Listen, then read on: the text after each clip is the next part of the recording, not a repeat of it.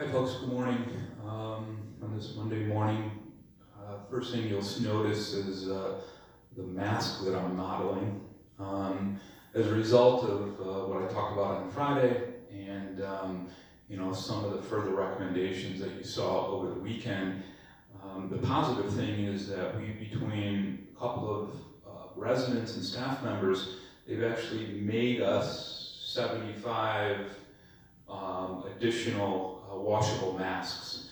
So we actually made the decision today, throughout the weekend, that all staff members, excuse me while I adjust this, all staff members will be wearing masks as they move through the community. So if I'm staring at Jeff Lazinski right now, Jeff's got a mask on.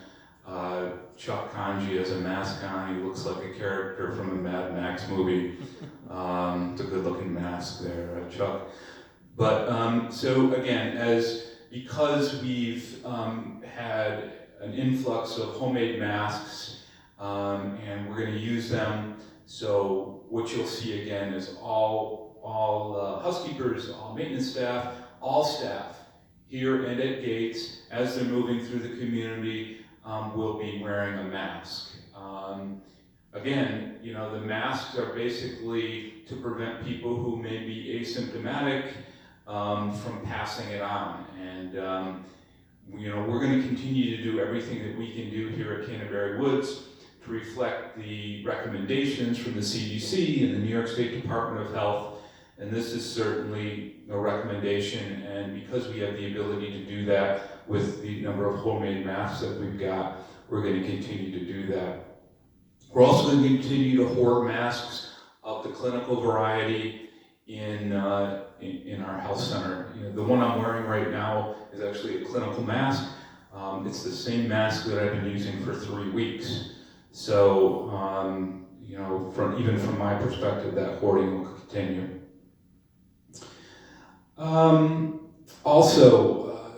All vendors, all personal care aides, all companion aides, before they're even allowed into the communities, both here and at Gate Circle, obviously they have to go through the ongoing screening, but they're required to bring their own masks and wear them before they come into the community.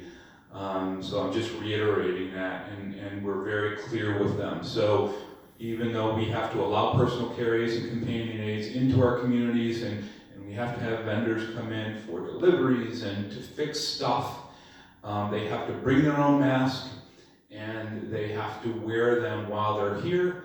If they don't bring their own mask, they're not allowed in. And so it's just as simple as that. I can tell you that we just got a delivery of 100 washable masks from another source. And most of those masks we are saving to use for residents in the health center if they test positive, because as part of the protocol for residents in a healthcare environment, if they're positive for COVID, they have to wear a mask as well. So we're keeping those for those residents, but I'm going to make available 50 of those masks for our independent residents. So probably going to split them up, 40 available here and 10 available downtown. If you're an independent resident and you don't have access to a mask, I know many of you do, and many of you have homemade masks, that's great.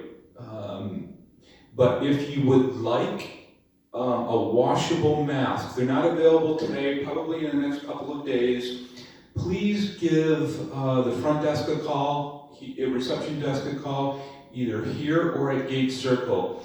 Again, I'm going to make about 40 available here and about 10 available downtown.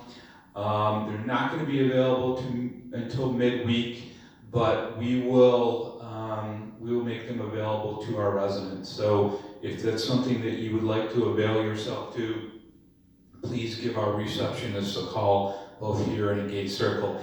If and when I have more masks that I can make available that I think we're not going to need, then I will certainly do that for our independent residents. I was actually just on a call had to step off a call with Leading Age New York, and it was with all the continuing care retirement communities throughout the state. Certainly the ones down on Long Island and the ones down in New York City, you know, we know what's going on there. We know the problems that they're having with the amount of positive cases, both in the communities and in the healthcare centers. And, you know, we should all collectively as an organization, as the residents, you know, wish them well and pray for those retirement communities down in that area who, you know, they have their share of positive cases, and the staff down there and the organizations and the residents are working extremely hard to make sure that they don't get community spread within their communities. And so please, if you have an opportunity, please think about and pray for those folks who are working in the epicenter of this epidemic down in the New York City, Long Island area. I can tell you in listening to many of those providers, as I did for about the last half an hour, and some of the things that they're doing to try to contain or try to prevent spread within their communities, both in independent living and in the health centers, it struck me that Canterbury Woods is one of the strictest. So I guess, you know, whether that's good or bad, hopefully we feel that's good. And let's hope it continues to work positively for us. Again, just looking at my notes,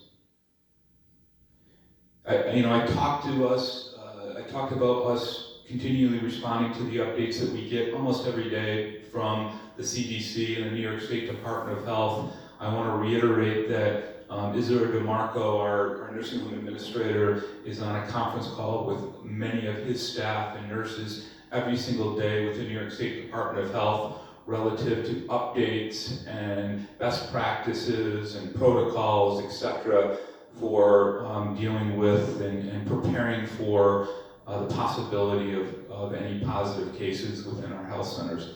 So it's for us, it's every single day responding to and working with the agencies to make sure that from a staffing perspective, from a supply perspective, from a training perspective, that we're ready for a worst case scenario. Finally, I can tell you that I want to thank our residents. We know it's been difficult. We know many of you, or most of you, are following excellent social distancing. You're cooped up. You're not coming out of your apartments a lot. And I want to thank you for that, because really you're doing the right thing. I spent the greater part of the weekend, Saturday and Sunday, not leaving my house. It's tough, and I certainly realize that.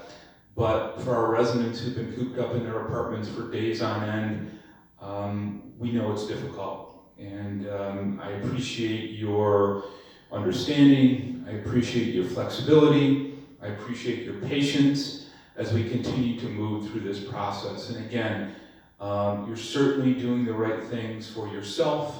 You're certainly doing the right things for the greater community. So all I can say is keep up the good work. Thank you, and I'll talk to everybody on Wednesday.